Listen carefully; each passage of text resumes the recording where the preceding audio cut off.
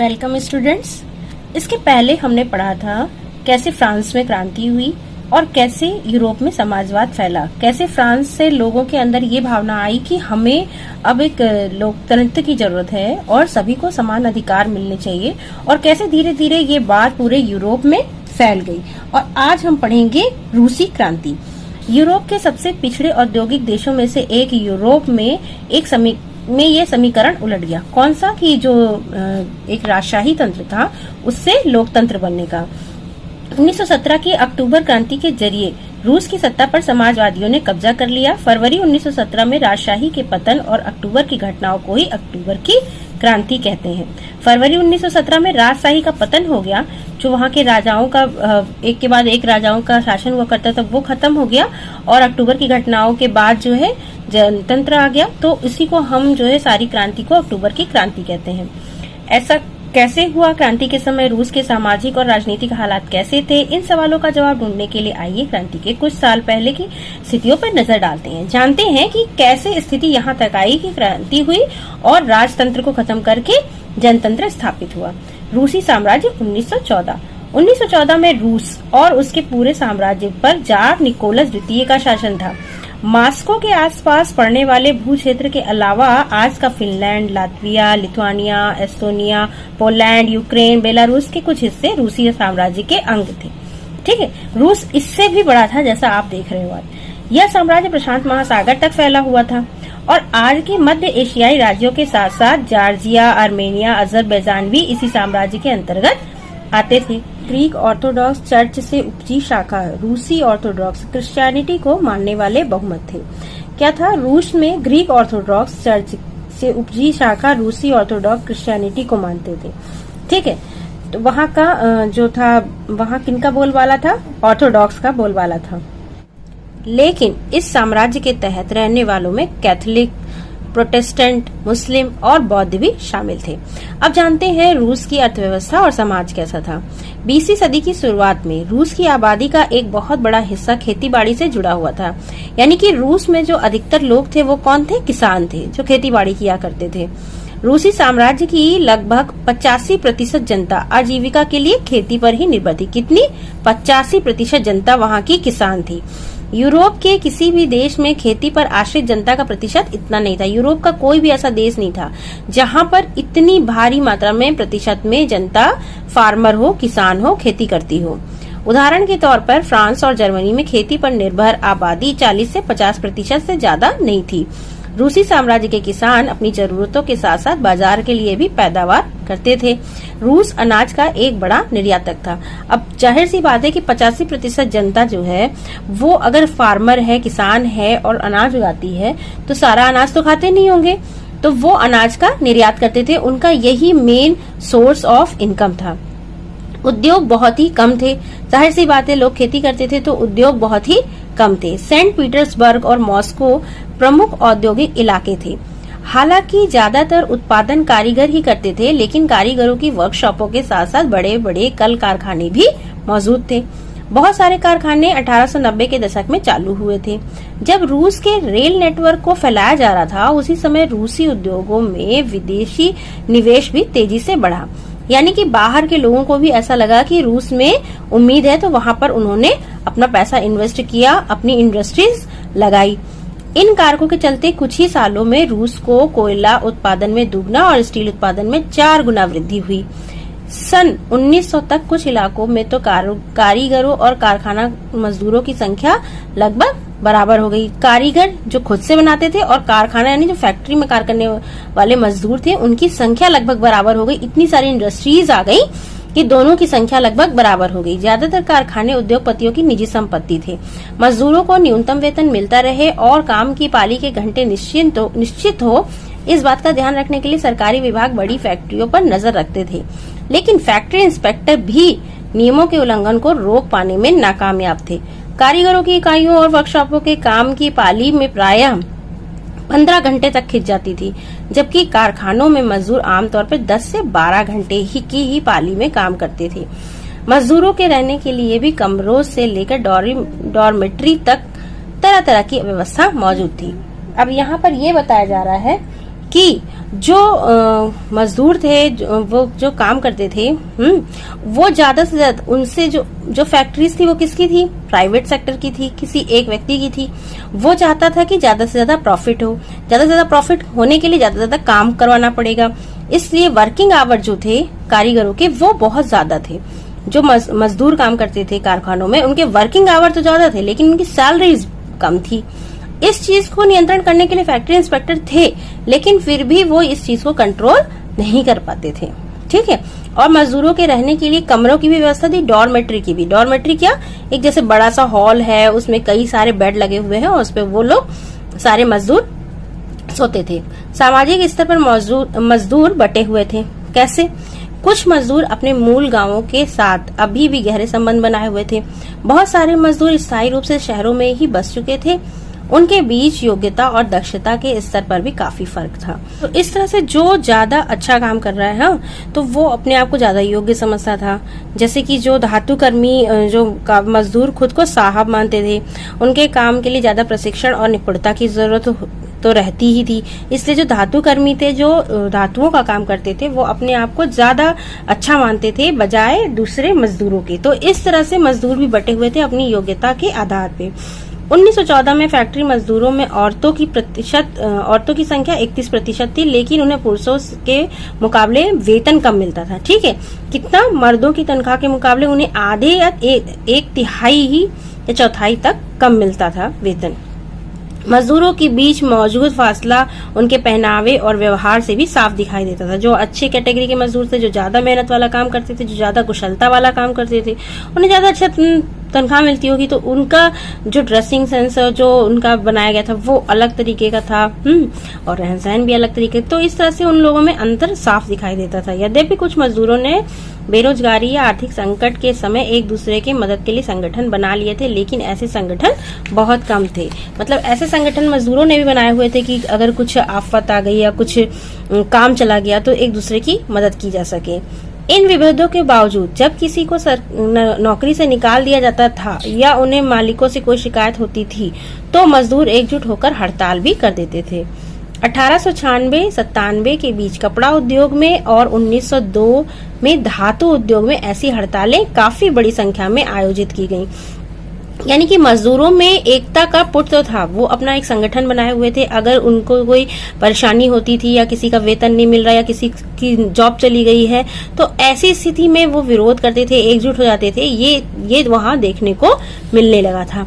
देहात की ज्यादातर जमीन पर किसान खेती करते थे, लेकिन विशाल संपत्तियों पर सामंतों, राजशाही और ऑर्थोडॉक्स चर्च का कब्जा था।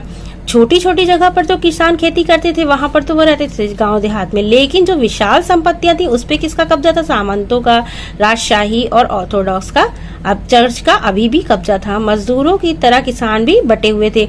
अभी तक हमने मजदूरों की कंडीशन पढ़ी, अब हम किसानों के बारे में पढ़ रहे हैं।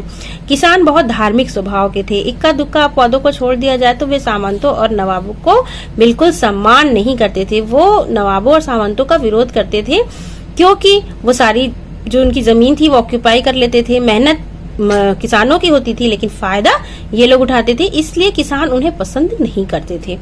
नवाबों और सामंतों को जो सत्ता और हैसियत मिली हुई थी वह लोकप्रियता की वजह से नहीं बल्कि जार के प्रति उनकी निष्ठा और सेवाओं के बदले में मिली थी। जो उन्हें सत्ता और हैसियत मिली थी नवाबों और सामंतों को, क्यों? जार यानी राजा जो था उसके प्रति उनकी निष्ठा और सेवा के बदले मिली थी। यहाँ की स्थिति फ्रांस जैसी नहीं थी। ठीक, मिसाल के तौर पर फ्रांसीसी क्रांति के दौरान ब्रिटेनी के किसान न केवल नवाबों का सम्मान करते थे बल्कि उन्हें नवाबों को बचाने के लिए बाकायदा लड़ाइयां भी लड़ी थी किसानों ने। ठीक, लेकिन यहाँ इसके विपरीत थे। रूस के किसान चाहते थे कि नवाबों की जमीन छीनकर किसानों में बांट दी जाए, बहुधा वह लगान भी नहीं चुकाते थे। कई जगह तो जमींदारों की हत्या भी कर दी थी उन लोगों ने अपना विरोध दिखाने के लिए, जहाँ जमींदार किसानों को ज्यादा परेशान करते थे। 1902 में दक्षिणी रूस में ऐसी घटनाएं बड़े पैमाने पर घटी। 1905 में तो पूरे रूस में ऐसी घटनाएं घटने लगी। हर जगह पर लोग किसान जो थे वो जमींदारों का विरोध करने लगे। रूसी किसान यूरोप के बाकी किसानों के मुकाबले एक और लिहाज से भी भिन्न थे। क्या? यहाँ के किसान समय समय पर सारी जमीन को अपने कम्यून यानी मीर को सौंप देते थे। फिर जो कम्यून होता था, जो मीर होता था, वो ही प्रत्येक परिवार की जरूरत के हिसाब से किसानों में जमीन को बांट देता था। जैसे कि 4 किसान हैं और चारों किसानों के पास कुछ जमीनें हैं, तो वो एक को सौंप देते थे अपनी पूरी जमीन। ठीक, अब जिसकी जैसी जरूरत होती थी, जिस परिवार की जैसी जरूरत होती थी, वो उसको बड़ा हिस्सा भी दे देता था। हाँ, जैसे किसी को ज्यादा पैसों की जरूरत है तो वो बड़े हिस्से पे खेती करके ज्यादा पैसा कमा ले। ठीक, अगली बार इस तरीके से क्या होता था कि लोगों के अंदर समाजवाद की भावना धीरे धीरे फैल रही थी। यही तो समाजवाद है कि जो संपत्ति है वो सब में डिस्ट्रीब्यूट कर जाए, किसी एक के पास ना हो। ठीक, अब रूस में समाजवाद 1914 से पहले रूस में सभी राजनीतिक पार्टियां गैर कानूनी थी। मार्क्स के विचारों को मानने वाले समाजवादियों ने 1898 में Russian social democratic workers party, रूसी सामाजिक लोकतांत्रिक श्रमिक पार्टी का गठन किया था। सरकारी आतंक के कारण इस पार्टी को गैर कानूनी संगठन के रूप में काम करना पड़ता था। इस पार्टी का एक अखबार निकलता था, उसने मजदूरों को संगठित किया था और हड़ताल आदि कार्यक्रम आयोजित किए थे। कुछ रूसी समाजवादियों को लगता था कि रूसी किसान जिस तरह समय समय पर जमीन बांटते हैं, उससे पता चलता है कि वो स्वाभाविक रूप से समाजवादी भावना वाले लोग हैं। इसी आधार पर उनका मानना था कि रूस में मजदूर नहीं बल्कि किसान ही क्रांति की मुख्य शक्ति बनेंगे। यानी मजदूर नहीं विरोध कर पाएंगे, क्योंकि मजदूर क्या है, संगठित तो है लेकिन बहुत अच्छी तरीके से नहीं। लेकिन किसान क्या है, किसान समाजवादी फॉर्मूले को फॉलो कर रहे हैं। 19वीं सदी के आखिर में रूस के ग्रामीण इलाकों में समाजवादी काफी सक्रिय थे। सन 1900 में उन्होंने सोशलिस्ट रिवोल्यूशनरी पार्टी यानी समाजवादी क्रांतिकारी पार्टी का गठन कर लिया। इस पार्टी ने किसानों के अधिकारों के लिए संघर्ष किया और मांग की कि सामंतों के कब्जे वाली जमीन फौरन किसानों को सौंपी जाए। इस तरह से जो समाजवाद था वो रूस में किसानों के माध्यम से फैल रहा था। किसान जो थे वो ज्यादा क्रांतिकारी थे बजाय मजदूरों के। वहां पर पार्टीज भी बनी, किसको सपोर्ट करने के लिए, किसानों को, मजदूरों को सपोर्ट करने के लिए। ठीक है, सामाजिक लोकतंत्रवादी खेमा समाजवादी क्रांतिकारियों से सहमत नहीं था।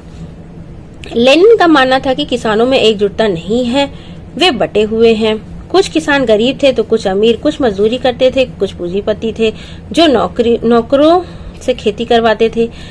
इन आपसी विभेदों के चलते वे सभी समाजवादी आंदोलन का हिस्सा नहीं हो सकते थे। लेनिन वहाँ के विचारक थे। वो सोचते थे कि जार यानी राजा शासित रूस जैसे दमनकारी समाज में पार्टी अत्यंत अनुशासित होनी चाहिए और अपने सदस्यों की संख्या व स्तर पर उनका पूरा नियंत्रण होना चाहिए। दूसरा खेमा जो था वो मानता था कि पार्टी में सभी को सदस्यता दी जानी चाहिए। ठीक है, इस तरह से लोगों में मतभेद था, लोग एक तरह से नहीं सोच पा रहे थे। जो पार्टी थी राजनीतिक वो भी एक तरह से नहीं सोच पा रही थी। लेनिन क्या सोचते थे कि उनका एक स्टैंडर्ड होना चाहिए, एक स्टैंडर्ड लोगों को ही, अपने जो जुझारू हों, जो लड़ सके वैसे लोगों को ही अपनी पार्टी में शामिल करना चाहिए। दूसरे लोग ये सोचते थे कि सभी को सदस्यता मिलनी चाहिए। ठीक है, अच्छा, अब हम पढ़ेंगे फ्रांस की क्रांति, उस पे कैसे उथल पुथल हुई। उथल पुथल किसमें, यानी कि एक साम्यता रहती है समाज में, शांति बनी रहती है, सब लोग सही से अपना काम कर रहे हैं, दिनचर्या उनकी सही गुजर रही है। लेकिन धीरे धीरे क्या होता है कि लोग सेटिस्फाइड नहीं होते, असंतुष्ट होते हैं, तो वो धीरे धीरे विद्रोह करने लगते हैं और विद्रोह करते हैं। अपना जगह जगह पे दंगे हो रहे हैं या कोई किसी को मार रहा है। जैसे आपने अभी शुरू में ही पढ़ा कि कई जगह किसानों ने सामंतों को मार भी दिया, जमींदारों को मार भी दिया। तो ऐसी स्थितियाँ जब बनने लगती हैं, अशांति की स्थितियाँ बनने लगती हैं, तो वो क्या हो जाता है, उथल पुथल मची रहती है समाज में और धीरे धीरे वही क्या होता है, क्रांति का रूप ले लेता है। तो अब हम पढ़ेंगे 1905 की क्रांति। रूस एक निरंकुश राजशाही था। एक निरंकुश राजशाही आप देखते ही हो, जब कोई चीज़ निरंकुश हो जाती है तो वो बहुत आतताई हो जाती है ना। अब उन्हें ये लग रहा था कि हम ही राजा हैं, हम जो बनाएंगे वही शासन है, तो वो उल्टे सीधे नियम अपने फ़ायदे के अनुसार लगाने लगते हैं, जनता के बारे में नहीं सोचते हैं। फिर धीरे धीरे जनता में आक्रोश आ जाता है और वो विद्रोह करने लगती है और वही क्रांति हो जाती है। तो निरंकुश राजशाही का समय था। अन्य यूरोपीय शासकों के विपरीत 20वीं सदी की शुरुआत में भी जार राष्ट्रीय संसद के अधीन नहीं था। वहाँ पर संसद नहीं थी, राष्ट्रीय संसद नहीं थी, यानी कि राजा के ऊपर कोई नहीं था।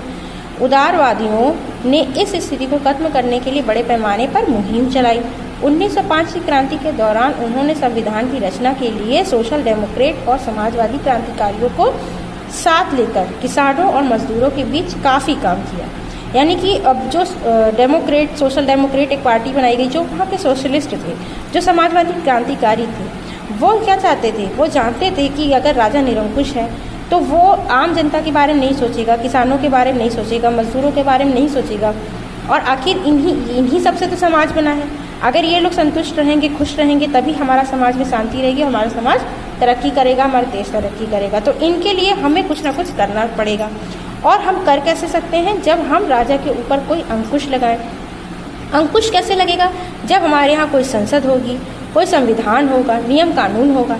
तो इन लोगों ने क्या प्रयास किया? सोशल डेमोक्रेट और समाजवादी क्रांतिकारियों को साथ लेकर किसानों और मजदूरों के बीच काफ़ी काम किया। रूसी साम्राज्य के तहत उन्हें राष्ट्रवादियों जैसे पोलैंड में और इस्लाम के आधुनिकीकरण के समर्थक ज़ादिदियों, मुस्लिम बहुल इलाकों में का भी समर्थन मिला। ठीक है, उन्हें किसका समर्थन मिला? उन्हें राष्ट्रवादियों का समर्थन मिला और मुस्लिम बहुल इलाकों का समर्थन मिला। रूसी मजदूरों के लिए 1904 का साल बहुत बुरा था। जरूरी चीज़ों की कीमतें इतनी तेज़ी से बढ़ीं कि वास्तविक वेतन से 20% तक की गिरावट आ गई। अब वास्तविक वेतन में क्या है? 20% की गिरावट आ गई। तो गिरावट आ गई, यानी गिरावट कैसे आ गई? यानी कि समय के अनुसार वेतन भी बढ़ना चाहिए, ठीक है, लेकिन वो नहीं बढ़ा। और बाकी मार्केट में जो चीज़ें हैं उनका दाम बढ़ गया।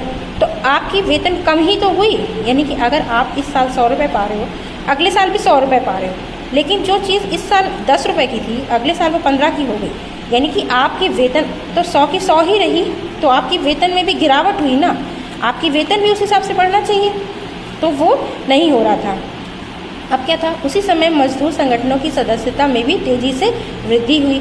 जब 1904 में ही गठित की गई असेंबली ऑफ रशियन वर्कर्स, रूसी श्रमिक सभा के 4 सदस्यों को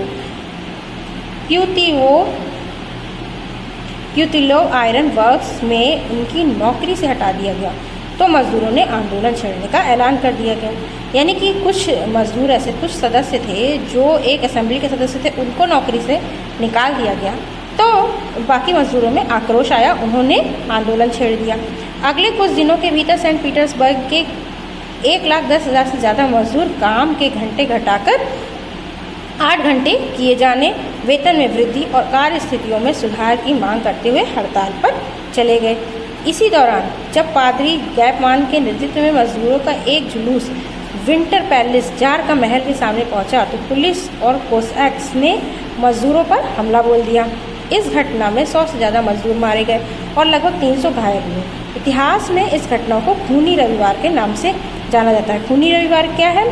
जब मजदूरों ने विद्रोह किया और उस पर पुलिस ने उस दमन को दबाया। इस दौरान 100 से ज़्यादा मजदूर मारे गए और 300 से ज़्यादा घायल हुए। इस घटना को खूनी रविवार के नाम से जाना जाता है। 1905 की क्रांति की शुरुआत इसी घटना से हुई। सारे देश में हड़तालें होने लगी। जब नागरिक स्वतंत्रता के अभाव का विरोध करते हुए विद्यार्थी अपनी कक्षाओं का बहिष्कार करने लगे, तो विश्वविद्यालय भी बंद कर दिए गए। वकील, डॉक्टर, इंजीनियर और अन्य मध्यवर्गीय कामगारों ने संविधान सभा के गठन की मांग करते हुए यूनियन ऑफ यूनियंस की स्थापना कर दी।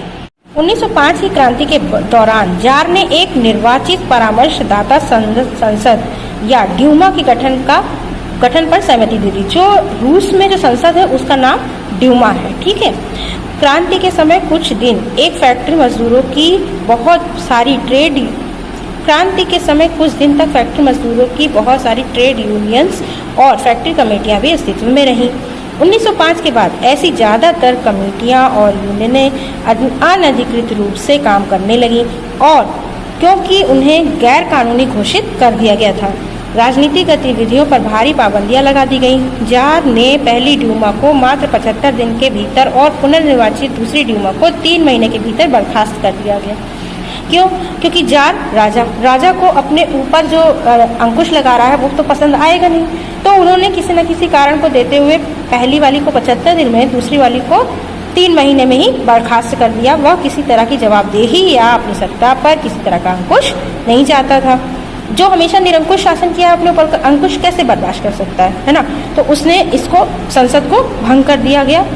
उसने मतदान कानूनों में फेरबदल करके तीसरी ड्यूमा में रूढ़िवादी नेताओं को भर लिया, उदारवादियों और क्रांतिकारियों को बाहर रखा गया, और उसने तीसरी बार ऐसी संसद बनाई जिसमें उसी को चाहने वाले, उसी को सपोर्ट करने वाले रूढ़िवादी नेता थे, जो चाहते थे कि राजा का शासन होना चाहिए। ऐसे राजनेता जो उसको सपोर्ट करें। ऐसे ही लोगों को उसने तीसरे बार जब संसद बनी, ड्यूमा बनी, तो उसमें निर्वाचित कर लिया और जितने उदारवादी क्रांतिकारी लोग थे उन सबको बाहर कर दिया। अब हम बात करेंगे पहले विश्व युद्ध और रूसी साम्राज्य की। 1914 में दो यूरोपीय गठबंधनों के बीच युद्ध छिड़ गया। 1914 में दो यूरोपीय गठबंधन बने जिनके बीच में युद्ध छिड़ गया। किस लिए? अपनी शक्तियां बढ़ाने के लिए, अपना साम्राज्य बढ़ाने के लिए। ठीक है। एक खेमे में कौन था? जर्मनी, ऑस्ट्रिया और तुर्की, केंद्रीय शक्तियां जिन्हें कहा गया। और दूसरे खेमे में कौन था? फ्रांस, ब्रिटेन और रूस। ठीक है। बाद में इटली और रोमानिया भी इस खेमे में शामिल हो गए थे।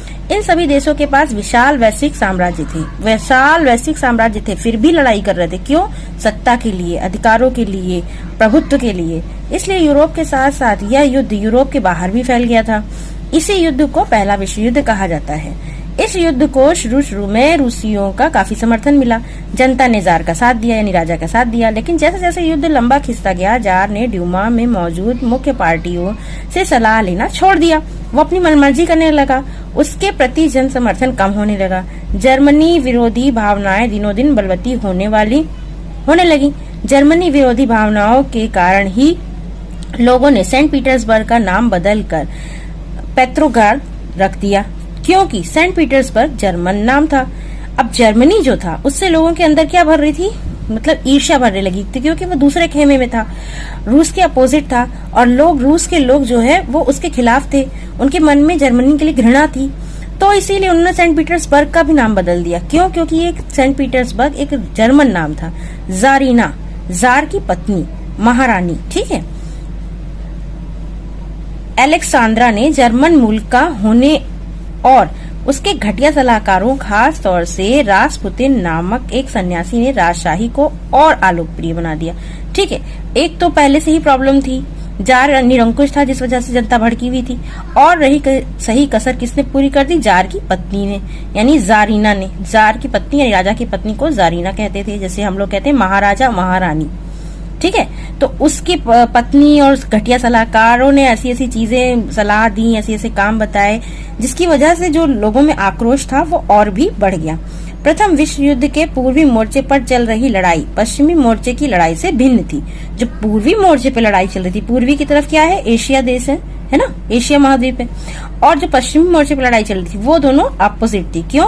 पश्चिम में सैनिक पूर्वी फ्रांस की सीमा पर बनी खाइयों से लड़ रहे थे, जबकि पूर्वी मोर्चे पर सेना ने काफी बड़ा फासला तय कर लिया था।